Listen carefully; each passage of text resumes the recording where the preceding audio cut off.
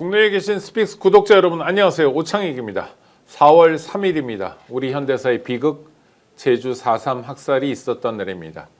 이승만과 조병옥은 군경 그리고 서북청년단과 함께 대규모 학살을 자행했습니다. 제주를 단박에 피비린내 나는 지옥으로 만들어버렸습니다. 그리고 4.3은 어쩌면 민족 상잔의 비극을 불러올지도 모를 남한만의 단독정부 수립에 반대하는 민중의 투쟁이 빛나던 항쟁이기도 했습니다. 여전히 극우 세력은 4.3을 폄훼하며 도발을 반복하고 있습니다. 그러나 가장 중요한 진실은 제주 곳곳에 여전히 남아 있습니다. 제주 4.3 영령들의 명복을 빕니다. 평화의 섬 제주에 계시는 모든 분들에게 평화의 인사를 드립니다. 정치를 보는 마키아벨리, 오늘도 최고의 평론가와 함께 중요한 정치 현안 짚어보도록 하겠습니다. 존경하는 박진영 평론가님 옆에 모셨습니다. 안녕하세요. 그렇게 소개를 하시니까 더 몸둘 바를 모르겠네요. 제가 그 제주 명예도민입니다. 아, 그랬어요? 명예도민이 그거는 도청에서 주는 아무나 안 주던데요? 네네, 제가 1001번째 명예도민인데요. 명예도민이 된 이유가 제주 4.3 공원 예산할 때 제가 좀 중앙정부에 있으면서 많이 도움을 드렸더니 명예도민을 받았습니다. 제가 아는 어떤 로스쿨 교수님이 명예도민인데 네네네. 4.3에 대한 과거사 연구를 정말 많이 책 2억 원 정도 쓰니까 시켜줬는데 네네. 혜택도 있다고 그러시더라고요. 뭐 항공료 할인? 항공료도 할인되고 제주도 내의 그 관공서라든가 골프장 또 할인 이런 것도 되고 그렇습니다. 네. 그리고 1년에 한 번씩 제주에서 불러서 저기 뭐 숙식 제공돼주고 뭐 그런 행사도. 그러니까 시간이 없어서 못 갈 수는 있지만 한 번도 못 갔습니다. 그러니까 제주도에서는 그래도 명예도민 이 이벤트를 잘하는 거네요. 네, 특히 이제 4.3 관련 일을 하면서 명예도민이 됐기 때문에 이런 날 좀 제 나름대로 좀 조금이라도 좀 뿌듯하게 생각합니다. 그럼요. 애쓰셨습니다. 근데 그러니까 제주도가 사업을 잘하는 거네요. 그런 건. 아니 예를 들어서 그렇죠. 무슨 뭐 명예 부산 시민에 대한 얘기는 별로 못 들어봤거든요. 네. 그 제주가 4.3 관련해서는 이른바 뭐 진보와 보수가 없고 모든 도민들이 어떤 한해 역사로서 기억하고 있고 진실 규명이 아직도 완벽하게 이루어지지 않았거든요. 그런 부분들 그다음에 역사적인 평가 이런 거에 대해서 애틋한 마음들을 가지고 계시는 것 같더라고요. 네, 그리고 워낙 많은 사람들을 죽여버려서 그렇죠. 그렇죠. 네. 마을마다 뭐 제삿날이 같기도 하고 그런 날입니다. 아이고 감사합니다. 명예도민이셨군요. 네, 더더욱 반갑습니다. 뭐 여러 가지 썰들이 있습니다만 취재 결과로는 일단 첫 번째 속보가 떴죠. 윤석열이 내일 있을 탄핵 심판 선고에 참석하지 않는다. 네네. 예상했던 건가요? 예상했습니다. 일단은 두 가지 선택의 길이 있었습니다. 참석해서 자신의 이야기를 충분히 함으로써 자기 지지층들을 끌어모아서 불복종 운동이라든가 속된 표현으로 내가 감옥 가더라도 히틀러의 나의 투쟁처럼 내 극우의 아버지가 되겠다는 생각을 할 수 있었습니다. 그럼 참석했을 겁니다. 그러나 반대로 내란 관련 형사재판이 있지 않습니까? 형사재판의 유불리를 따진다면 참석하지 않는 것이 낫지 않겠나. 저는 그래서 참석하지 않았다라고 판단합니다. 뭐 다른 의미는 아니고 끝까지 윤석열은 자기 유불리군요. 그렇죠. 뭐 그런 사람이니까요. 그런 사람이다. 뭐 경찰도 그렇고 이제 슬슬 아크로비스타라고 그러죠. 그 옛날 상품백화점짜리 윤석열 개인 집에 대한 경비를 시작한다 이런 얘기들도 막 접수가 되고요. 그런데 대체로 그냥 뭐 탄핵은 인용되는 거다라는 전망이 많은 건가요? 그렇게 보고 있는 것 같습니다. 인용이 안 될 거면은 헌법재판소에서 날짜를 잡았을까? 라는 식의 이제 질문들을 던지고 있고요. 저는 윤석열, 김건희 부부가 아크로비스타 이제 사저로 가는 셈인데 그 경비할 필요 있을까요? 바로 다시 감옥 가야 되는 거 아닙니까? 그래서 제가 온갖 방송에 나가서 쥐귀연 판사의 이름을 다시 이야기를 합니다. 뿌린 자가 거두리라. 쥐귀연 판사가 윤석열의 탈출을 도왔다면은 직권 구속으로서 대통령 지위가 없어진 윤석열을 빨리 구속하셔서 도주 우려를 차단하는 것이 맞다고 봅니다. 쥐기현만이 아니라 대통령이 아닌 개인 윤석열을 감옥에 넣으려고 하는 사람들은 많을 것 같은데요. 검찰도 그럴 거 아닙니까? 그렇죠. 뭐 도이치모터스도 있고 선거법 관련 의혹들도 있고 명태균 게이트도 있고 뭐 수없이 많은 이제는 이 민형사상 불소추 권한이 없어진 사건들이 기다리고 있습니다. 평생 감옥에서 못 나올 겁니다. 네, 평생 감옥에서 못 나올 거다.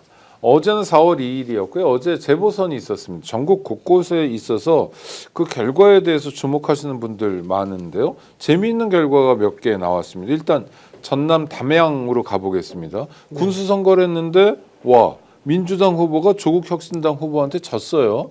뭐 차이는 많지 않았지만 이거는 어떻게 봐야 됩니까? 담양이면 민주당 텃밭인데요. 근데 뭐 조국혁신당도 호남에서 지난번에 비례대표 선거 때 득표를 많이 했습니다. 네네. 뭐 그런 측면에서 뭐 할 수도 있죠. 뭐 이런 말씀을 할 수도 있다. 드리고 싶습니다. 호남에서 국민의당 안철수당이 석권한 적도 있고요. 그렇죠. 총선 과거에 때요. 노무현 네. 정부 때는 열린우리당과 과거 새천년 민주당이 분당되어서 새천년 민주당이 석권한 적도 있고 뭐 그렇습니다. 네. 그러니까 별로 범민주 진보 계열 중에서 되었기 때문에 네. 알고 보면 다 한 식구다. 아. 그 말씀 드리고 싶네요. 네. 그럼 조국혁신당에게 무슨 특별한 의미 부여, 역할 부여가 있었던 겁니까? 아니면 어떤 겁니까? 그냥 오랫동안 지역 토호 노릇을 한 민주당에 대한 지역적 차원의 뭐 작은 심판 아, 그런 거 아닐까요? 네. 큰 심판은 아니고 작은 심판. 그리고 개별적인 후보들을 잘 몰라서 제가 깊게 평가하기는 좀 어렵네요. 네. 네네. 그러나 그게 전남 담양이라는 지역적 특성을 생각할 때, 그다음 당선된 후보가 조국혁신당이라고 생각할 때, 뭐 가능한 일이고. 잘 됐네. 네. 그것도 괜찮네. 대세에 지장 없다. 그것도 네네. 괜찮네. 그것도 이렇게 괜찮네. 말씀드릴 이런. 조국혁신당은 굉장히 업되겠습니다. 기분 좋을 거 아니고 최초로. 아유, 그걸로 단체장도- 업되면 안 되죠. 아, 그렇습니까? 조국혁신당은 윤석열 정권 퇴진을 위한 쇄빙선 노릇을 해야 되는데 네네. 동네 가가지고 저기 뭐야 말뚝박기 놀이하고 있으면 안 되죠. 아, 이거 중요한 말씀입니다. 원래 당을 만들고 시작할 땐 쇄빙선인데 네네. 그럼 지금도 쇄빙선 역할을 정확히 해줘야 되는데 동네에서 말뚝박기 하고 네. 작은 의미의 경쟁을 하면 안 된다. 네, 저는 뭐 별로 탐탁치 않습니다. 아, 탐탁지 않다. 그다음에 경남 거제로 가보겠습니다. 네네. 거제시장 선거에서 민주당 후보가 이겼어요. 국회의원 네네. 후보를. 이건 어떻게 평가해야 됩니까? 이거는 PK 민심이 윤석열 탄핵을 굉장히 바라고 있겠구나 하는 하나의 뭐 징조로 봐야 될 것 같고요. 아, PK 부울경 네, 불경 민심. 네. 그리고 좀 지역적 특성도 존재합니다. 아시겠지만 거제도에 조선소가 많습니다. 네. 거기에 이제 노동자들도 많고요, 외지인들도 많습니다. 청년층들도 상대적으로 많은 편이고요. 여러분들 그거 모르시죠? 거제도에 외국인 거리 있는 거 모르시죠? 외국인 거리가 있습니다. 거리요? 예. 어느 나라가요? 특정 나라가 있습니까? 노르웨이, 스웨덴 쪽에서 오신 분들이 아, 많이 사는 북유럽이요? 동네가 있습니다. 네네네. 선박들 공장이 많기 때문에. 아, 그럼 그런데요. 그쪽 노르웨이나 스웨덴 출신 노동자들이 거제에서 네, 전문직들이. 일하시고 그게 상가를 만들 네네네. 정도로 네네네. 많은 분들이 와 계시는 네네. 거네요. 그런 거리도 네. 있고요. 어. 사실 그리고 이제 병광용 후보라는 분이 전에 한번 시장을 하셨어요. 아, 2018년도에 민주당으로 시장 당선된 경력이 있기 때문에 후보 경쟁력도 높았다. 뭐 이렇게 보고 PK 지역 같은 경우는 민주당 국회의원보다도 단체장이 좀 잘하면은 롱런하고 기본 터전을 닦을 수 있는 그런 지역이다. 그렇게 말씀드리고 싶습니다. 그러니까 같은 경상도여도 대구 경북하고 네, 부산 울산 경남하고는 사뭇 다른 거라고 봐야 엄청난 되는- 차이가 있죠. 엄청난 왜냐하면 차이요. PK에는 특히 이제 공업 지역 도시들은 호남 문적자가 한 18% 정도씩 있습니다. 네네. 대구는 1%, 2%고요. 아. 그 엄청난 차이가 있고 그리고 또 청년 세대들 그다음에 노동자 밀집 지역이 있기 때문에 할만합니다. 네. 그래서 김해라든가 양산, 창원, 거제 이런 곳에서 민주당 득표율이 늘 높았습니다. 할만하다는 건 어떤 후보가 되느냐 또 그렇죠. 어떤 후보를 내느냐, 네. 지역 활동을 얼마나 잘하느냐, 뭐 그런 차이인데요. 좀 실명 거명하자면은 네. 부산에 뭐 최인호 의원이나 이런 뭐죠 삼선하고 있는 전재수 의원 이런 분들은 이 이른바 낙동강 벨트라고 하는 네네. 공단 지역이고 젊은 사람들 많은 지역에서 국회의원을 합니다. 그리고 지역구 관리를 잘하니까 그렇게 되는 겁니다. 반면으로 사상구도 좋은 지역구예요. 네. 문재인 대통령도 당선됐는데 거기에서 민주당으로 출마했던 후보들은 이제까지 지역구 관리 제대로 안 하고 정치적 능력이 떨어지니까 또 떨어지는 겁니다. 아, 어떤 면에서 선거는 정직한 게임이기도 하네요. 보통 이제 후보가 만들어 오는 표가 한 4, 5천 표 정도 만든다고 하거든요. 네네. 기본 밭은 정해져 있고 네. 4, 5천 표라고 하면은 한 4에서 5%가 후보 능력에 의해서 좌지우지됩니다. 아, 그래서 지난번 총선 때도 민주당이 압승하는 분위기인데 어떤 지역구에 보면 크게 지역 여건이 불리하지 않은데 떨어진 데는 후보에게 물음표를 찍어야 되겠군요. 후보에게 물음표도 찍어야 되고 뭐 작년 이제 총선 때는 마지막에 네. 막말 발언이 네네네네. 두 분 후보가 당시에 있었죠. 네네. 이 뭐라 합니까 네이버나 등에서 키워드 분석한 자료를 받아 보니까 네. 특히 PK에서 작동을 많이 했더라고요. 아. 네. 그렇군요. 알겠습니다. 조선일보가 오늘 재보선 가지고 일면에 썼어요. 그러니까 지금 언론 중에서 유독 조선일보만 재보선에 집중하고 있는 건데 뭐라고 썼냐면 민주당과 국힘 둘 다 텃밭을 빼앗겼다 이런 거예요. 이거 어떻게 분석해야 됩니까? 지금 거제도하고 담양이잖아요. 네. 거제도는 국민의힘 입장에서는 경쟁자 집안 남한테 뺏긴 겁니다. 네네네. 민주당은 담양에서 동생한테 뺏긴 겁니다. 차이가 있죠. 그 완전히 다른 거네요. 네네. 그러면 이거는 조선일보의 희망 사항인 거네요. 뭐 희망 사항이라기보다는 네. 어떻게 하든지 간에 그 흙탕물을 튀기고 싶은 지저분한 마음이죠. 지저분한 마음. 그러니까 국힘이 재보선에서 참패했다는 OX로 치면 O 네. 맞다는 거죠. 근데 민주당은 참패는 아니고 오히려 네. 거제에서 이기고 그랬으니까 승리인데도 네네. 이거를 같이 망한 거로 좀 치고 싶다 이런 거네요. 네네. 여론 조작이네요. 원래 뭐 조선일보가 그런 언론사니까요. 네네. 부산교육감 선거도 진보 후보가 압도적으로 이겼습니다. 네, 이거는 뭐 투표율이 낮은 상황에서 이겼기 네. 때문에 상당히 고무적이다 아. 이렇게 볼 수 있고요. 특히 그 부산과 거제에서의 승리, 그 다음에 충청권과 수도권에서 한 20% 가까이 승리는 대선을 보는 바로미터로서의 굉장히 의미가 있지 않겠나 이렇게 봅니다. 즉 제가 예상하다면 합리적 보수들이 부끄러워서 국민의힘을 찍으러 나오지 않을 수도 있다. 이럴 가능성이 저는 높아졌다고 봅니다. 네네. 보통 우리는 이제 스윙보트 한다고 생각하는데 스윙보트는 거의 없습니다. 많아야 3에서 5%고요. 대부분의 약지지층들은 부끄러워서 투표를 하지 않습니다. 이길 가능성이 없으면 투표를 하지 않습니다. 2007년 대선 떠오르면 맞습니까? 맞습니다. 500만 표가 졌는데요. 네. 500만 표가 이명박 쪽으로 넘어간 것이 아니라 우리 후보의 당선 가능성이 없으니까 투표를 안 한 겁니다. 그리고 그때는 또 야권 분열도 됐었죠. 그렇죠. 뭐 그러니까 안 되는 판인 거죠. 유한 킴벌리 그분 네네, 나왔잖아요. 문국현. 예, 네. 예. 그러니까 야권이 그때는 사실 여권인데요. 왜냐하면 네네, 문재인 네. 정부 시기니까 네. 여권 후보들은 분열되고 지리멸렬하고 당선 가능성이 없고 호감이 떨어지니까 아예 투표장에 안 가버린다. 그렇죠. 그래서 지금 뭐 제가 또 좀 거친 표현 쓰면 네네. 싸구려 평론가들이 이야기하는 뭐 중도가 스윙하고 그런 거 없어요. 약지지층이 존재하는 거예요. 약한 보수, 강한 보수가 존재해서 투표를 하거나 안 하거나 하는 그게 사실은 한국 투표의 가장 중요한 변동 요인입니다. 맞습니다. 그 어떤 사람이 진보인데 진보가 갑자기 보수가 되는 거는 통일부 장관 김영호 이런 특별한 사람들 말고는 없는 것 같아요. 그렇죠? 이걸 이제 대충 좀 약간 센 사람이 약하게, 약한 사람이 조금 세지게 어떤 사건 때문에요. 내란 때문에 나는 화가 더 많이 났어. 이런 경우는 있어도 그렇죠. 그걸 이제 우리 국민들의 정당 일체감이라고 이제 학술적 정당 용어로 일체감. 이야기하는데요. 네. 정당이 나의 정당인지 아닌지 어떤 그 감정적인 느낌을 갖고 있느냐 하는 건데 한국은 지역이 첫 번째 좌우합니다. 두 번째 이념적인 것들 존재하고 네. 되면 직업군들 과거에는 뭐 많았습니다. 요즘 줄었던 세대 이런 부분들이 있어서 한국에서도 정당 일체감이 한 65% 정도 된다고 이야기를 합니다. 이미 대한민국 국민의 65%는 누구 찍을지 정해놓은 겁니다. 네. 근데 재밌는 거는 투표율은 70에서 75% 되잖아요. 네네. 그러면 5에서 10% 정도만 투표를 누구를 할 건지 결정하지 못하고 있다가 선거 때 와서 투표한다는 겁니다. 그러다가 우리 쪽 후보가 마음에 안 들면 에이 투표 안 됐다 하는 거죠. 놀러 가자. 그렇죠. 네. 세라 버려라 막 네, 이런 그런 거. 거죠. 예. 재밌네요. 그러면은 어제 있었던 재보선이 앞으로 있을 대선을 고스란히 보여준다도 맞겠네요. 보수 결집이 이루어지지 않은 상태에서 대선이 네. 치러질 가능성이 높아졌다라고 저는 분석합니다. 보수 결집이라는 거는 후보 단일화 정도가 아니라 후보가 하나의 후보로 정해지더라도 네.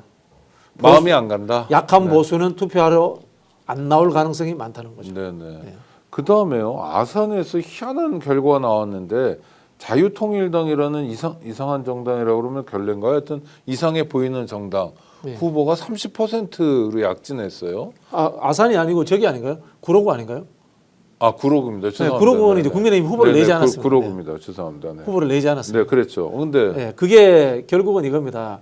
한국 정치는 반정립 정치 체제다. 반정립. 네. 네. 우리 정당을 좋아해서 찍는 것이 아니라 상대를 싫어해서 찍거나 상대를 싫어해서 반결집하는 것이 한국 정치의 주요 결집 동인이 되어 있다라는 아주 비관적인 정치 형태의 증거입니다. 아, 그래서 상대를 악마화하고 막 이재명 죽이기 이런 걸 자꾸 해야 내가 돋보이는 거군요. 그렇죠, 그렇죠, 그렇죠. 그건 왜냐하면 한국의 정당의 뿌리가 이념 정당이나 정책 정당이 아니고 네. 이른바 명망과 정당, 사람 중심의 정당이다 보니까 그 사람을 좋아하느냐 싫어하느냐, 그 사람이 출신 지역이 여기냐 저기냐 이런 걸로 해서 반정립이 만들어지는 겁니다. 아, 그러니까 굉장히 후진적인 정치고요. 그래서 저 같은 이제 뭐 정치학 전공하는 분들이 한국 정치 발전하는 것은 정말 어렵다라는 이야기를 합니다. 한 8년 전인가에는 전부 다 아니죠. 굉장히 많은 사람들이 뭐 달림 하면서 문재인 네, 대통령을 좋아하는 팬심이 굉장히 강하게 형성되었고 네. 그 배경에는 박근혜에 대한 원망이나 그렇죠, 미움이 그렇죠. 있었고 그다음에 또 문재인은 또 다리 져버리고 네네. 또 요새 이재명이 또 그런 현상을 보여주는 거고 네. 국힘에는 그런 게 별로 없고 뭐 이런 뭐 제가 뭐 친윤 있지 않습니까? 윤석열과 친하냐 안 친하냐? 네, 요즘 네, 찬윤도 있습니다. 찬유는 뭡니까? 찬밥된 친윤. 권성동을 찬밥된 친윤이란다. 네, 그러더라고요. 네. 그럼 민주당은 친명이 저는 친명이라는 표현 말고 차라리 개혁파, 실용파 뭐 어떻습니까? 그게 맞죠. 차라리 맞아요. 중도 좌파, 중도 네, 우파 네. 뭐 이런 식으로 자기 정체성을 이야기했으면 좋겠는데 왜 그 정체성을 이야기 안 하는지 아세요? 정체성이 없나요? 정체성이 없었어요. 아이고. 맞아요. 그리고 민주당 안에서도 스펙트럼이 있을 테니까 네. 어떤 의원 그룹은 뭐 복지파, 네네. 그렇죠. 그다음에 또 우리가 뭐 성장파. 뭐 그런 것도 있고 우리는 야 통일 문제 왜 이거 신경 안 쓰냐? 그렇죠. 옛날에 통일 문제 중요했는데 이거 뒷전이냐? 이거 풀어야 된다 하면 뭐 통일파, 네네. 뭐 자주파, 네네. 뭐 이런 거 평등파. 예. 그거 없어졌어요. 네, 옛날 저희 또래 학생 운동할 때 NLPD 이런 거 들어보셨잖아요. 그렇죠. 네. 민족해방파, 민중민주파 이 의미 있는 거예요. 그렇죠. 그게 뭐 김민석파고 또 이게 뭐야 뭐 송영길파가 아니잖아요. 그런 거 없었죠. 그런 거 없었잖아요. 그래 이 지향점을 가지고 해야 되거든요. 아. 이게 언제까지 있었냐면은 노무현 때까지 있었어요. 그렇습니까? 개혁파, 실용파, 실용주의 논쟁. 실용은 약간 관료 출신이거나 그렇죠. 뭐 변호사 출신이거나 그렇죠. 이런 사람들. 예, 그 당시에 또 뭐가 있었냐면 안개모라고 해서 안정적 개혁 모임. 이제 그런 모임들. 그럼 안정적 개혁이면은 약간 실용파겠네요. 중도부 그렇죠. 그런 그룹들을 가지고 정치를 했는데 네. 그 이후로는 누구와 친한가 안 친한가 이걸로 구분하는 정치가 돼서 한국 정치는 노무현 때보다 훨씬 후퇴했습니다. 그러네요. 그러니까 누구랑 친할 수는 있는데 네. 친기업, 어떤 정치인은 친노동, 네네. 뭐 친서민 네네. 이렇게 가야 될 게 친문재인, 친윤석열, 친이재명으로 가고 있다. 네네네. 이거는 후진이네요. 후진이죠. 이거 바꿔야 되잖아요. 후진이면. 근데 후진임을 모르는 사람들이 대부분 이제 주요 정치 엘리트 구성원이 돼버리니까 쉽지 않죠. 그러니까 예를 들어서 내년에 지방선거 때도 공천받기 전에 나는 누구랑 친하다는 걸 굉장히 강력하게 호소하면서 득표를 하는 사람들이 많을 거다. 이렇게 비관적으로 예측하시는 거군요. 그렇죠. 하물며 뭐 당원민주주의파라고라도 좀 해줬으면 좋겠어요. 사실 저는 집권당을 바라보는 정당의 당 정체성이 조직 노선에 기반한다, 절차적 노선에 기반한다는 것에 저는 동의하지 않아요. 네네. 뭐 당원민주주의냐 아니면 의원민주주의냐 이거는 부차적인 절차의 문제거든요. 결국은 뭐냐 성장이냐 복지냐 네. 아니면은 포용적 성장이냐 아니면은 우리가 이야기하는 낙수 효과냐 뭐 이런 있지 않습니까? 경제를 중심으로 한 사회 체제를 분석하는 방식으로서의 종합적 이론을 가지고 자기 철학적 구성을 만들어야 되거든요. 근데 아직 그 수준이 안 되니까 그나마 이제 뭐 당원 민주주의냐 의원 민주주의냐 이런 거 하는데 그 정도라도 하면 또 다행이고 그런 네. 생각까지 듭니다. 네. 알겠습니다. 내일 내일 떨리네요. 지금 포털 사이트에는요. 뭐라고 나오냐면 D-1로 나옵니다. 네이버 뭐 다음 네네. 이런데 그러니까 정말 많은 사람들이 하여튼 디데이가 내일이다 이렇게 참 감격적인 순간이 될 것 같은데 전 이럴 때 떠오르는 사람들이 아까 어떤 구독자도 그러시던데 조국 대표 얘기를 하시던데 조국 대표, 송영길 대표, 그다음에 안타깝습니다. 이재명 대표의 측근이란 이유로 지금 막 박살나고 있는 정진상, 뭐 김용 이런 분들 이 중에 밖에 나와 있는 사람은 정진상 씨 하는데 이분도 뭐 들락날락하는 거잖아요. 뭐 확정된 분도 며칠 있고. 전에 이제 송영길 대표로부터 이제 손편지를 받았어요. 아이고 아이고. 뭉클하더라고요. 이 참 역사적 전환기에 영호의 몸이 되어가지고 역할도 못하고 계시고 또 본인이 이루었던 민주주의의 성과라는 것이 이렇게 짓밟히는 상황을 감옥에서 보고 있는 본인의 처지에 대해서 참 슬픈 저도 뭐 그런 동병상련의 느낌을 받았습니다. 뭐라고 그래요, 송영길 대표? 뭐 열심히 싸우자 뭐 그런 이야기 하시더라고요. 나 감옥에 있으면 참 진짜 이럴 때요. 진짜 격변기고 그렇죠. 네네. 마음은 막 광화문의 헌법재판소 앞에 지금 헌법재판소 앞에서는 뭐 거의 매일처럼 노숙을 하시거든요. 사람들이 그 굉장히 많은 사람들이 특히 젊은 학생들이 와가지고 네네. 그러는데 송영길 대표도 뭐 텔레비전도 8시에서 조금 한 20분은 볼 거고 그렇죠. 그다음에 저 신문도 받아볼 수 있으니까 그런 걸 보면서 또 조국 대표도 마찬가지고. 그렇죠.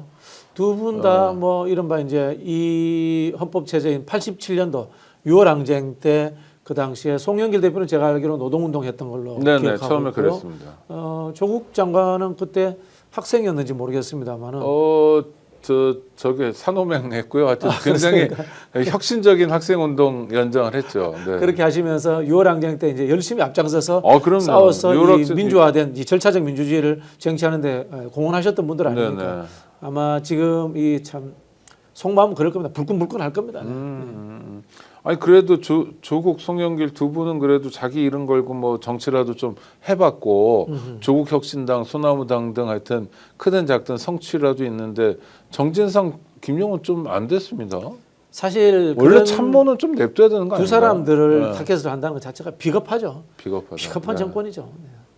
그러니까 예전에 그러니까 대선에서 진 사람을 건드린 경우도 없었지만 없었죠. 네. 참모를 건드리거나 가족을 건드리는 경우도 없었는데 그렇죠. 이걸 다 윤석열이 깬 거죠. 윤석열이 모든 룰을 깬 거죠. 소위 조국 사태부터 네네. 그렇죠. 가족들 도륙하면서 이 사람은 또 어떤 평가를 받을까요?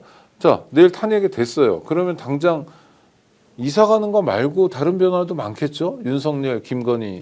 저는 이사 안 가고 당분간 버틸 것 같아요. 그래요? 네, 그럴 것 같아요. 박근혜도 바로 안 나갔습니다, 사실은. 그 며칠 만에 나갔잖아요. 며칠 만에 그래도 나갔는데, 이사를 핑계로 대고. 네. 저는 이 사람은 극우 난동꾼들 불러들여가지고 막 버티려고 하지 않을까 그런 생각이 듭니다. 왜냐하면요, 네.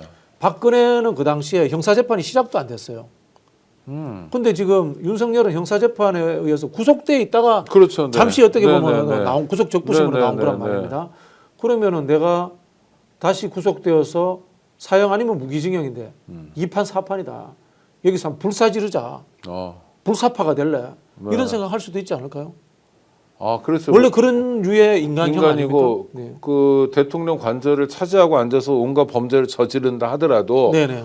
뭐 그래봤자 무기인데. 그래봤자 무기인데 뭐. 네. 아니면 사형이고 어차피. 네네. 제가 타 방송에서 네. 농담 비슷하게 그 비화폰 서버에다가 휘발유 넣고 불 지를 수도 있는 사람이다. 어차피 그래봐야 무기 아니면 사형인데. 증거인멸의 죄는 그렇게 무겁진 그러니까요. 무기는 아닐 테니까요. 네네네. 어차피 무기 나올 건데 이런 생각할 수 있지 않을까요? 정말 위험한 사람입니다. 그래서 쥐기연 판사가 정말 잘못한 겁니다. 우리 박진영 선생님이 쥐기연이라는 세 글자의 이름을 2번 말씀하시는 거는 쥐기연 보고 들으라는 거. 직권 구속하라는 소리입니다. 들으라는 것도 있죠. 너 정말 잘못한 거다. 네가 책임지지 않고 뭐 이런 측면. 그다음 우리 구독자들도 좀 같이 들어보자 이런 네, 거고. 그다음에 결자 해지도 필요하다 이런 차원. 복합적인데 전망은 어떻게 보세요? 저 8대0 나올 거라고 8대0. 봅니다. 네. 재밌겠네요. 그런데 자 내일 뭐 하세요? 내일 뭐 방송이 많습니다. 네. 이걸 또 해설하랍시고 하는데 네. 사실 뭐 평론가라고 하지만 이 법률적 결정 과정에 대해서는 알 수 없잖아요. 네네. 네. 이른바 이제 썰일 뿐이죠. 오히려 이후에 정치 전망을 좀 이야기를 하고 싶은데 질문이 어떻게 나올지 모르겠습니다. 네네. 그러면은 그러니까 탄핵 심판하고 난 직후에 점심도 안 드시고 방송하시나요? 네네. 대부분 그렇게 짜여져 있습니다. 아이고, 네 고생하시겠네요. 저는 그냥 점심 먹기로 했어요. 아이고. 왜냐하면 그 동네 매출도 좀 올려야 돼요. 이제, 네네, 이제 네네, 내일 네. 탄핵 인용된 다음부터는 네. 우리가 곳곳에 다니면서 좀 매출도 올리고 서로가 기분 좋게 주식도 오를 것 같아요. 주식 오르겠죠. 네네. 네, 원화도 안정되고 네네. 뭐 이랬으면 좋겠습니다. 내일을 앞두고 여러 가지 뉴스들이 있어요. 뭐 헌법재판소 앞에 경찰들이 뭐 쫙 막 150m 진공 상태를 만들어 놨다. 이것도 재밌는데 또 하나는 교육청 관련 뉴스들입니다. 네네. 현재 보니까 10개 시도교육청이 좀 늘어날 것 같기도 한데 11시에 텔레비 보려면 봐라 학교에서. 네네네. 이거 아니 뭐 민주주의 공부죠. 네, 이거 진짜 민주주의 공부죠. 네네. 어. 뭐 이것도 이 비유했다고 해서 어디 또 과하게 네네. 하지 마시고요. 네네네. 프랑스 대혁명 때 루이 16세와 마리 앙뚜아네트를 처형하는 것은 단두대에서. 역사적인 공부입니다. 네네. 역사에 길이 남는 민주주의의 장면이고 그 공부 아니겠습니까? 그런 뭐 그것과 비교할 수는 없지만은 이 헌법재판소라는 것이 대통령의 정치적 목숨을 거둬들이는 거기 때문에 민주주의의 공부로서 이만큼 좋은 장이 어디 있겠습니까? 꼭 봤으면 좋겠습니다. 아, 그러네요. 그러니까 옛날에 왕정 시대에는 뭐 루이 16세 이런 사람들을 얼굴도 못 보고 네네네. 백성들 입장에서 그냥 저기 어디인가에 왕이 계시다만 있었는데 우리 앞에 온 왕이 뭐 그렇게 잘생긴 것도 아니고 알랑드롱처럼 잘생긴 것도 아니고 고만고만하고 그다음에 볼품 없기도 하고 네. 저런 사람이 우리 운명을 좌지우지했다. 네네. 그럼 민주적 의식이 싹 트겠네요. 싹 그런 거 뜨죠. 보고. 네. 나와 같은 인간이더라. 예. 치졸하고 비루한 인간이더라. 어. 그런 느낌이 들죠. 만인은 평등하다는 생각이 첫 번째 들 거고요. 두 번째는 아무리 높은 사람이라도 죄를 받으면은 죄를 지으면 벌을 받는다라는 정의감도 생기고 네. 아주 뭐 좋은 민주주의 교육의 장이죠. 네네. 그리고 국민들 많은 분들이 그럴 거 아닙니까? 나는 저렇게 만약 그 국회가 야당이 다수파가 돼가지고 좀 어려워져도 군인들 앞세워가지고 총칼 앞세워가지고 구태도 안 할 것 같은데 나보다 더 비루한 거잖아요. 그렇죠. 정말 엉망진창인 네. 이걸 학생들이 보면서 야 그러니까 대규모 민주시민 교육. 그렇죠. 학생과 국민들이 한꺼번에 내일은 민주주의에 대해서 정말 전 국민이 보고 해외에도 방송되는 해외에서도 많이 볼 것 같아요. 그렇죠. 네. 우리 교포들은 물론이고 우리 스픽스 보시는 구독자님들이나 이런 분들은 물론이고 그냥 한국어를 모르는 사람들도 자기 언론을 통해서 네네네. 그렇죠. 야 한국이 넉 달 만에 드디어 새로운 국면으로 가는구나. 좋습니다. 국민들은 윤석열 탄핵을 기정사실로 여기는 거죠. 그런 것 같습니다. 네. 그 우리 박진영 평론가가 늘 믿고 거르시는 언론 조사 기관, 네. 여론조사 뭐 공정인가 예. 그런 거 있잖아요. 이상한 예. 데일리안이나 뭐 이런 데랑 노는데 여기 여론조사 결과가 오늘 공개됐는데요. 그렇습니까? 탄핵 될 것 같다가 53%가 나왔어요. 근데 이분들한테 53%면 거의 70% 넘는 80, 거예요. 70 이런 거 아닌가. 그래가지고 이분들도 지금 백기투항이구나 이런 네네. 생각입니다. 중앙일보가 오늘 일면에 아주 멋있게 87년 그 6.29 때 6월 항쟁 막판에 이제 쫙 몰리니까 노태우가 전두환하고 의논해가지고 직선제 개헌제 받자. 그럼 우리가 이길 수도 있다 뭐 했을 때 6.29 선언하던 장면을 다시 찍어서 일면으로 했어요. 제목은 이제는 개헌이다. 네. 라는 7개를 달았습니다. 이거는 중앙일보도 윤석열은 끝났다고 일단 판단하는 거죠. 그렇죠. 윤석열은 끝났다라고 이야기하는 것과 더불어서 그래도 이런 독점적이고 제왕적 권력을 민주당한테 다 줄 수는 없어. 네. 그런 뜻이 내포되어 있지 않을까요? 이재명한테 다 줄 수는 없고 권력구조 개편에 끼어들겠다. 네네네. 그럼 권영세랑 같은 마음이네요. 권영세는 네. 뭐 기각될 건데 그분이 돌아오시면 윤석열이죠. 직무에 복귀하면 곧바로 개헌 작업에 들어갈 거다. 권영세는 말도 안 되는 소리를 하고 있는 게요. 윤석열이 개헌하고 대통령 내려가면은 형사재판 안 받습니까? 그렇죠. 민형사상 소추 다 받아야 되는데 네. 절대 그런 윤석열은 복귀하면 뭐냐 바로 다시 제2의 계엄입니다. 그렇죠. 네네네. 그럼 거짓말이고요. 그런 거짓말을 하는 까닭. 그러니까 뭐 하여튼 어차피- 뭔가 흔들어 보자는 겁니까? 그렇죠. 중앙일보와 권영세의 마음. 그렇죠. 이제 인용될 거니까 네. 그 이유를 대비하자. 민주당으로 넘어가는 권력의 양을 줄이자. 라는 뭐 그런 잔꾀의 발언 아닌가라는 생각이 드는데 개헌을 하기는 해야 됩니다. 네네. 하기는 해야 됩니다만은 저는 일단은 이 내란 사태를 수습하고 대통령을 뽑아놓고 자기 대통령이 주도하여 개헌을 하는 것이 맞다라고 봅니다. 절차적으로. 시기적으로도 불가능하고요. 그렇죠. 네. 절차는 어떻게 하면 좋을까요? 대통령이 개헌을 준비하는 무슨 위원회 같은 거를 만민 공동회 이런 게 하면 개헌은 어쨌든 좀 국회 몫이 되는 것이 맞지 않나라는 생각이 듭니다. 논의도 국회에서 네, 해라. 국회에 네. 이미 네. 개헌안이 다 만들어져 있습니다. 그렇죠. 거기에서 이제 선택의 문제가 아닌가라는 생각이 듭니다. 그럼 대통령의 역할은 좀 제한되겠네요. 그러니까 대통령 국회에서 좀 제한되겠죠. 국회에서 좀 하시고 네. 대통령은 뭐 실무적으로나 뭐 절차적인 것들을 이제 국정 진행하는 운영에서 거죠. 짚을 것들을 좀 정부 차원에서 짚어주면서 문제는 이제 대통령의 권한과 임기 문제가 걸려 있으니까 네네. 그 부분들은 국회안이 만들어지면 대통령과 좀 협의하는 뭐 그런 절차가 필요하지 않겠나라는 생각이 드는데 이참에 총리 좀 없앴으면 좋겠습니다. 네. 순수 대통령제가 저는 개인적인 소신이거든요. 장관들을 국회의원들이 하는 일 없애고 네. 장관은 개뿔도 아닌 대통령의 비서고 이렇게 해서 모든 것을 대통령이 책임지고 뭐 그런 일들. 그다음에 정부의 입법권 없애고 정부의 예산 편성권 문제는 좀 더 고민해봐야 되겠습니다. 국회의원들 수준이 너무 떨어져가지고. 그런데 감사권은 국회로 넘기고 몇 가지 그런 부분들에 대해서 고민을 좀 해봐야 될 것 같아요. 감사원을 국회로 넘기고. 네네네. 네. 감사원만 국회로 넘겨도 사실 행정부 견제는 뭐 거의 확실하다 싶을 정도로 확실하게 하는데 이제 거기서 자기들 민원 해결하는 그런 또 못된 국회의원들이 생길까봐 이게 좀 우려되긴 합니다. 걱정이 있네요. 뭐 맨날 다리 놔달라고나 그렇죠, 하고 그렇죠. 다리 안 넣으면 너 혼난다. 네네네. 이랬을 때 걱정도 있고 그거에 대한 뭐 안전장치도 만들어야 되겠네요. 근데 작은 도둑질이요. 큰 도둑 안 나오는 방법 중에 하나기도 합니다. 정치라는 게. 네네네. 아 그렇군요. 맞아요. 옛날엔 정말 큰 도둑질들을 많이 내각제에서는 독재자가 잘 안 나오잖아요. 네. 내각제가 후진적으로 되면은 전부 다 작은 도둑들의 연합체지 않습니까? 그렇죠. 사실 우리나라가 그렇게 될 가능성이 많거든요. 네네. 그런데 이제 큰 도둑은 안 나오죠. 윤석열 같은. 네. 그러나 작은 도둑이 많은 나라에서는 변화가 없죠. 네. 변화 발전을 못하죠. 역동성이 떨어지죠. 일본처럼 그냥 맨날 고만고만하게 조용조용히 그렇죠. 심심하게. 네네. 그래서 그런데 그럼 소수에 속하는 사람들, 이를테면 뭐 가난하든지 네네. 뭐 장애, 뭐 여러 가지로 소수자들이 계시잖아요 우리나라에. 그런 분들은 내각제 상황에서는 정말 처참해지죠. 계급의 이동이 없어지죠. 내각제라는 것의 원형이 그 로마에서 하던 원로원이잖아요. 네네. 원로원이기 때문에 이 계급의 이동, 계층 상승 이런 것들 개천에서 용나는 사회는 굉장히 다쳐버리죠. 네.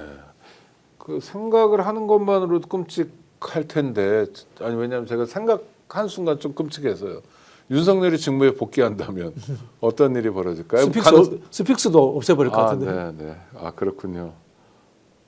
스픽스만 없으면 다행인데 그리고요. 스픽스에 출연한 사람들도 없애버리고. 죽인다는 겁니까? 아니 뭐 저희 정도나 뭐 그냥 삼천교육대 정도는 가겠죠. 삼천교육대. 네. 그리고요. 그리고 뭐 저기 김호준 씨 이런 분들은 진짜 죽이고 네. 바다에서 둥둥 떠다니고. 아이고, 네. 농담이 아닌 거죠 지금. 오드리님, 박진영님 그동안 말씀 듣다 보니 팬 됐어요. 네, 맞습니다. 그래서 제가 맨 처음에 소개할 때 존경하는이라고 그랬습니다. 아이고 제가 존경받을 말씀을 자꾸 듣다 보면 팬이 됩니다. 그런 일은 없을 거다. 네, 윤석열이 복귀하는 일은 없을 거다. 이렇게 자신하는 이유. 아까 말씀하신 대로 헌재에서 8대 0이 아니면 기일 자체를 잡지 않았다. 네, 선고일을 잡지 않았다. 최소한 인용이 되지 않을 거면 선고일 잡지 않았을 거다. 6표는 확보하고 선고일 잡았다라고 저는 그러면 추정합니다. 그 우리 박진영 선생님은 8대 0이 아니라 어쩌면 7대 1이 나올 가능성도 조금은 있을 수 있다. 있는데 뭐 그 한 일의 역할을 하고 싶은 사람이 있을까요? 심리가? 아니 저 같으면 못합니다. 그래서 8대 0으로 되지 않을까라고 이제 추정합니다. 그리고 헌법재판관들이 다 범생이 들이기 때문에 무슨 독립운동가도 아니고 독립운동은 그렇게 할 수 있어요. 나중에 우리가 지금 피압방 민족이지만 독립한 다음에 내가 어떤 우리 후손들을 위해서 정의의 목소리니까 할 수 있지만 윤석열 편에 서는 거를 7대 1 중에 1이 된다? 이건 아닌 것 같습니다. 윤석열 파면되면 곧바로 대선 국면으로 갑니다. 그렇죠? 그렇죠. 60일 전에 해야 되니까 제일 늦은 날짜가 6월 3일이더라고요. 네네. 그런데 국힘의 지금 분위기는 어떻습니까? 뭐 자포자기라는 얘기도 많이 듣고 뭐 그러는데요. 뭐 준비가 안 되는 걸로 알고 있고요. 최근에 들은 정보는 원래 이른바 친윤 주류들 오래된 주류들은 오세훈을 밀기로 거의 합의됐던 모양이에요. 네네. 그런 게 권영세, 권성동 권영도, 이런 권성동. 사람들. 네. 그게 근데 오세훈이 명태균 게이트에 발목 잡히면서 그냥 추락하는 상황이니까 그리고 또 이재명 대표 2심 무죄 나오면서 이재명 악마와 프레임으로 가려고 했던 전략도 완벽히 무너져서 굉장히 지금 어찌할 바를 모르는 상황이다 이렇게 들었습니다. 아 근데 이재명 대표의 항소심에 유죄 나올 거를 기대하면서 그것도 잔뜩 기대했다는 건 좀 약간 의아한데. 할 줄 아는 게 그거밖에 없으니까요. 야당 욕하는 거. 지금 플랜카드 건강 보십시오. 여당은 원래 정책 비전, 우리 이거 뭐 하겠다, 네네. 개발하겠다 이런 거 걸어야 되거든요. 그렇죠. 전부 다 야당 대표 욕하는 것만 플랜카드가 있습니다. 지금 이재명이 내란 중이라더라고요. 그렇죠. 현수막이. 그럼 여기는 오늘도 엉망이지만 내일도 엉망진창이겠네요. 없어져야 될 정당입니다. 없어져야. 왜냐하면 정체성이 남 욕하는 거 외에는 없잖아요. 자기 정체성이 없는 정당이에요. 그래서 그 무슨 좀 안타까운 생각도 드는데 젊은 정치인인데 그것도 탈북자던데 박 누군가 하는 사람이 뭐 본회의장에서 갑자기 공산주의자 막 이러고 좀 없어져야 될 단편. 없어져야 될 사람들이죠. 그런 사람들 데려다가 국회의원 시켜놓은 거예요. 끼리끼리. 예, 씁쓸합니다. 정치에서 이제 제일 경계해야 될 것이 이제 이벤트거든요. 네. 정치는 주목성은 도구일 뿐이고 본질은 정당성입니다. 될 만한 사람이 되는 것, 훌륭한 사람이 되는 것, 이게 좋은 사람이 지도자가 되는 것 이렇게 해야 되는데 어느 순간에 우리 정치가 이벤트 업자들한테 포획되어 가지고 선정적인 사람, 북한에서 탈북한 사람, 또 뭐 예를 들자면 스토리텔링이 좋은 사람, 30대 초반에 여성 청년 뭐 이런 식의 정치 이벤트가 횡행해 가지고 우리 정치를 이렇게 갉아먹은 측면이 있거든요. 정치는 이벤트가 아닙니다. 네, 망합니다. 그러다가 우리 정치가 이 모양 된 겁니다. 이벤트 정치하다가. 그러면 이벤트 정치. 그래서 뭐 있을 것 같아요. 지금 말씀하신 대로 뭐 방송에서 얼굴 좀 알린 사람, 뭐 배현진 씨를 꼭 얘기하는 건 아니더라도 하여튼 뭐 이 당 저 당 다 있을 수 있으니까 하여튼 그런 사람이나 또는 뭐 방금 말씀하신 그런 탈북자 뭐 공대인가 뭐 이런 사람만 잔뜩 시키다 보니까 우리가 계속 그냥 정치도 그럼 주요 정치인들이 오늘의 이벤트는 뭐야? 오늘은 또 뭘 보여줘야 돼? 뭐죠 바둑 기사가 국회의원 되기도 하고 뭐 이런 거 아니고요. 그렇죠. 조은현 씨. 뭐 하는 겁니까 진짜? 그래서, 알까기 합니까 국회에서? 네네. 그 다음에 누가 트럼프가 이렇게 총 귓등에 맞은 것처럼 그런 사건이 있으면 와 대선 이겼다. 그렇죠. 미국 정치의 그 후진성이 한국에서 반복되는 건데 그럼 거꾸로 여쭤볼게요. 그러면 그런 사람들 아니라 어떤 사람들이 직업 정치인이 돼야 됩니까? 직업 정치인은 훈련된 사람이 되어야죠. 훈련. 훈련된 사람이고 그 정당의 정체성을 완벽하게 체득하고 있는 사람. 정당 활동을 해야 되나요? 네. 그런 사람들이 돼야 되지 않나라고 생각합니다. 그러니까 유럽에는 제가 뭐 그냥 귀로 들은 그냥 전해 들은 얘기인데 독일도 그렇고 많은 나라들이 한 10대 중반부터 정당에 가입해가지고 30살쯤 되면 경력 한 15년 되고 기초 단위부터 쭉 이렇게 해서 성장한다며요 사람들이. 근데 우리는 그냥 동네에서 돈 잘 벌면 뭐 시의원도 하고 구의원도 하고. 그 이제 우리는 정치 엘리트 양성 프로그램이 없는 거죠. 정치 엘리트 양성 프로그램. 교육이 없는 거죠. 특히 민주당은 여기에 대해서 피똥 싸면서 반성해야 됩니다. 진보라고 하는 정당의 본질이 교육이거든요. 보수는 진보는 학습하고 조직하는 겁니다. 학습하지 않으면 진보가 아닙니다. 보수는 있던 것을 그대로 유지하기 때문에 지키고자 하는 의지가 강하면 됩니다. 그래서 보수는 보통 우리 품격이라든가 공동체주의, 온정주의 이런 것들을 이야기를 하거든요. 그런데 진보는 원래 좀 싸가지 없는 거예요. 아니 바꾸자고 해야 돼요. 바꾸자고 해야 되기 때문에 그럼 바꾸려면 뭡니까? 상상력을 발현하고 공부를 해야 되고 창조성이 있어야 되잖아요. 그런데 진보가 공부 안 하잖아요. 씁쓸하죠. 이 정치 엘리트 양성 프로그램은 중앙당, 지구당, 뭐 지역위원회 할 거 없이 그냥 동시에 다 만들어서 다 해야죠. 다 해야지 되는데 그게 또 잘 안 되기도 하는 이유 중에 하나가 선거법하고 정당법 탓도 있습니다. 선거법을 이렇게 민주 시민 교육을 못 하도록 돼 있어요. 정당이. 왜요? 그 이제 선관위가 자기들 해먹으려고. 아이, 참. 선관위가 예산 가지고 조직 가지고 민주시민교육을 합니다. 그건 정당이 해야 될 일을 선관위가 뺏어서 하고 있고요. 뭐 그런 부분들도 있고 많습니다. 하여튼 그리고 어떻게 정당 사무처 직원이 100명밖에 안 됩니다. 그걸 가지고 뭘 합니까? 지금 말씀하신 그 정당은 민주당이 민주당도 마찬가지고 국민의힘도 마찬가지고요. 당원 500만 시대에 실무자 100명으로 어떻게 교육을 하겠습니까? 제가 후배들 보고 교육 좀 해 그러면 선배님 직원 100명 가지고 회계 처리하기도 바빠요 그러면. 그러겠네요. 예. 당원 500만 아니, 명 시대. 그러니까 그 500만 명의 당원이 당비를 내잖아요. 네네. 얼마씩 냅니까? 뭐 적게는 2,000원, 많게는 뭐 몇백만 원 내는 사람들 한 달에? 네네네. 한 달에 몇백만 원도 있습니까? 그렇게 내는 분들도 있습니다. 네. 하여튼 고마운 일이겠고 1,000원? 2,000원? 네네네. 기본이 있을 거 아니에요? 2,000원이 기본이죠. 2,000원. 그러면은 와. 이게 오세훈 선거법이거든요. 오세훈 정당법인데 네. 정치를 엄청나게 퇴행시켰어요. 근데 어마어마한 열정, 어마어마한 뭐 책임감, 어마어마한 참여가 있는데 공부가 안 되는군요. 네네네. 그게 있는데 양성이 안 되는군요. 네네. 이건 심각한 문제인데요. 심각한 문제죠. 하여튼 지금 당장 급한 대로 내란을 수습하고 뭐 선거에서 이제 정말 좋은 후보가 당선되더라도 놓치면 안 될, 놓치면 안 될 중요한 쟁점인 것 같습니다. 근데 박진영 평론가처럼 이렇게 말씀해 주지 않으면 네네. 평상시는 그냥 늘 쑥쑥 넘어갈 것 같아요. 뭐 민주당 당원이 500만이라고 하는데 동원의 대상이지 교육시키고 양성시켜서 지도자도 만들어줘야 되겠다. 여기까지 생각 안 하잖아요. 그 어떤 정치학자가 정당을 현대판 군주라고 이야기했습니다. 네네. 현대판 군주라는 것은 왕노릇을 하라는 뜻이 아니라 네네. 정당은 모든 일을 다 한다는 뜻이거든요. 근데 지금 선거법으로 정당법으로 다 막아놔 버렸는데. 네네. 많은 분들이 1,000원이 기본입니다라고 아, 1,000원입니까? 아이고 죄송합니다. 뭐그 별로 중요한 건 아닌데. 네. 하여튼 박진영 선생님도 그렇고 제가 말씀드리는 거 핵심은 그렇게 많은 마음이 모였는데 이 마음이 정말 잘 그렇죠, 노무현 그렇죠. 대통령의 말씀이 그거잖아요. 조직된 깨어있는 시민의 시민들. 조직된 힘. 네네. 근데 이게 좀 아쉽네요. 이게 노무현 시기 때 당 게시판에서는 글의 수준과 지금의 글의 수준의 차이가 있어요. 당원들이 쓰는 글들 그렇죠. 보면 네네네. 그럼 왜 그런지 아세요? 그때 더 똑똑했다는 훨씬 똑똑했죠. 훨씬. 그거는 네. 그때 정치인들이 똑똑하니까 네. 당원들도 그만큼 같이 성장하는 겁니다. 그러니까 그냥 뭐 윤석열 나쁜 놈 이렇게 욕만 해서 되는 게 아니고 그렇죠. 논리 구사도 해야 되고 그렇죠. 그다음 그 글을 왜 쓰는지도 이유가 있고 내가 어떤 정책 이런 얘기들을 주로 주고받았나 보군요. 유튜브도 똑같잖아요. 유튜브 평론가의 수준에 따라서 다른 사람들의 수준이 다르잖아요. 네네. 똑같은 겁니다. 우리 전체의 수준이 좀 올라와야 되겠다. 네.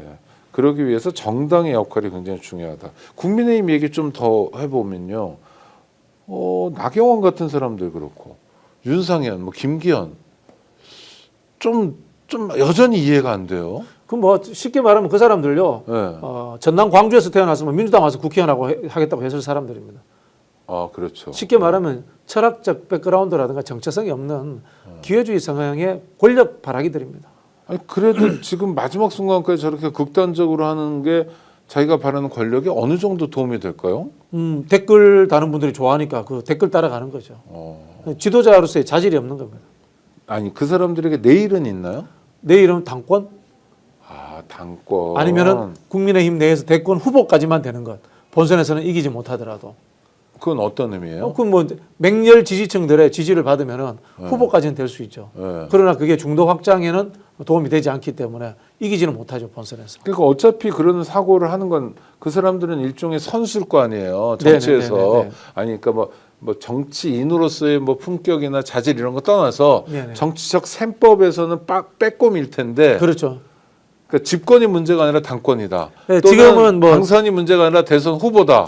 어차피 이제 산토끼를 잡으러 사냥하러 갈 실력이 안 돼요. 네네. 그러니까 집토끼 중에서 똘망똘망하고 살이 포동포동 오른 놈들 내가 먼저 차지할래. 뭐 그런 상황인 거죠. 네. 우리 구독자 중에 빠치노님 윤이 복귀한다는 걸 전제로 하는 말 같아서 너무 불안하네요. 전혀 아니고요. 윤이 복귀할 가능성이 있으면 국민의힘 사람들이 이렇게 놀지는 않을 겁니다. 전혀 그런 차원에서 드리는 말씀은 아니니까 불안해하지 마시고요. 지금 사실 국민적 판단도 그렇고 언론의 판단 그렇고요. 그다음에 심지어 대통령실이나 정부의 판단들도 그렇고 하여튼 뭔가 판단을 해야 될 사람들은 죄다 탄핵이 인용되는 네, 그럴 가능성이 거로 높다고 보고 판단하고 있습니다. 데이지님이 박진영 교수님 오늘 패션 멋짐 그래서 한번 특별히 봤는데 멋진 게 없는데. 셔츠가 셔츠가 한 10년 전에 겁니다. 네, 약간 와이셔츠 저 넥타이를 한 것 같은데 예, 아주 그래서 멋지다고 하는 것 같습니다. 근데 그렇게 자기만 살려고 하는 중진들 국민의힘에 네. 도드라져 보여요. 막 극단적이고 극우적이고 윤상현 같은 경우에 뭐 정말 악랄할 정도로 이런 네네. 모습이 있고 나경원도 그렇고 또 하나 의아한 건 초재선들이 좀 존재감이 없습니다. 근데 민주당 같은 경우에도 지난주에도 그랬잖아요. 초재선들이 약간 갈등도 노정시키면서 우리 네네네. 중진하고 간극 있다. 네네네. 우리는 최상목이랑 가만 안 냅둔다. 뭐 이런 얘기도 하고 그런데 왜 훨씬 더 위기 상황에 놓인 국민의힘의 초재선들은 공산주의자 말밖에 안 하죠? 뭐 그런 이야기하면 지역구에서 좋아해 주시겠죠. 이게 아직도 지역주의 정치가 횡행하니까 네네. 거기에 기반하려는 생각들이 많다라고 이렇게 봐야 될 것 같고요. 사실은 국민의힘은 박근혜 때부터 해서 그냥 망해버렸어요. 정통 보수가 국민의힘에 들어온 적이 없어요. 네. 이른바 정통 보수라고 하면은 경제 전문가, 산업화 세력이라고 이야기하지 않습니까? 네네. 그런 사람들이 이제 명맥이 끊긴 거죠. 끊기고 이제 지금 들어온 사람들은 사실 좀 뭐 하는 사람인지 모르겠어요. 정체성이 불분명한 사람들, 그런 사람들이 대부분이 들어와 있는 것 같아요. 예전에 저 정치를 하더라도 중견 정치인 중에 박태준 씨 같은 사람도 있었어요. 뭐 그런 사람 인정해 군부 베이스지만 네네네. 그래도 포항제철을 만드는 네네. 과정에서 아무리 뭐 저 정부 걸 가지고 했대지만 그래도 좀 일가를 이룬 측면이 있잖아요. 그렇죠. 예. 근데 그런 사람들이 이제 그쪽 국힘 쪽에 없거나 또는 뭐 들어올 수 없는 구조가 그래서 제가 됐거든요. 김문수가 네. 뉴라이트적 사고만 버리면은 어. 제가 보수로 인정해주겠다, 극우지만 인정해주겠다라고 네네. 이야기를 하는 거예요. 네. 왜냐하면 그 사람은 이념이 있잖아요. 노선이 있잖아요. 네네. 좀 나머지는 이념과 노선도 없어요. 네, 색깔리긴 하지만 네. 우리 구독자 중에 이주연님 슈퍼챗 쏴주셨습니다. 박진영 평론가 전문가는 정말 다르네요. 유일하게 부산의 역동성을 믿으라고 주장한 분. 네. 고맙습니다. 마무리를 해야 되겠습니다. 자, 내일 대한민국 국민들에게는 어떤 날이 될까요? 박진영 평론가님. 70년 됐습니까? 우리가 80년 됐습니까? 뭐요? 45년 해방은 80년이고요. 네. 정부 수립은 77년. 네. 80년의 역사를 한번 되돌아보는 계기가 되었으면 좋겠습니다. 이제는 우리 선진국으로 가야 됩니다. 그렇다면은 이 기존의 국가 체제의 기둥이었던 저는 이 관료 체제를 어떻게 혁신할 것인가에 대해서 근본적인 고민을 하는 하루가 되었으면 좋겠다 생각합니다. 왜냐하면요, 윤석열은 관료입니다.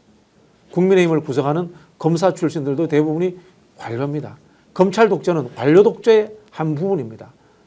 머슴들이 국민 무서운 줄 모르고 자기들이 폐쇄적 정보와 폐쇄적 정책 골적권을 가지고 주인 노릇을 했습니다. 사실 우리가 이야기하는 정당판에서의 진보 보수라는 것은 헛개비입니다. 관료들이 주인이고 그것을 모르면서 밖에서 춤이나 추는 헛개비들이었습니다. 헛개비들이 이제는 진정한 주인으로 되기 위해서 공부하고 관료 체제를 때려 부수고 진정한 주인이 되어서 국민들을 섬기는 그런 나라로 가는 하나의 전환점이 되기를 바랍니다. 네, 박진영 평론가님 감사합니다. 맞습니다. 공무원은 국민 전체에 대한 봉사자입니다. 대한민국 헌법 제8조의 규정입니다. 그런데 국민 전체에 대한 봉사자를 우리는 그동안 엘리트라고 불렀고요. 그동안 굉장히 잘난 사람들인 것처럼 불렀습니다. 그것이 이제 검사들의 폐해로도 이어졌고, 뭐 그게 아니라 기재부도 마찬가지입니다. 대한민국 경제가 정말 어려운데 경제 사령탑은 미국 국채를 사가지고 한 푼이라도 더 벌겠다고 하는 상황입니다. 이 문제 내일 윤석열 파면과 함께 살펴봐야 될 것 같습니다. 구독자 여러분 함께해 주셔서 감사하고요. 다음에 또 뵙도록 하겠습니다. 감사합니다. 스픽스는 말하는 언론입니다. 대세는 유튜브, 그중에서 스픽스. 좋아요, 댓글, 구독, 알림 설정. 여러분이 저희를 사랑해 주시고 우리가 여러분을 사랑하는 4가지 방법입니다.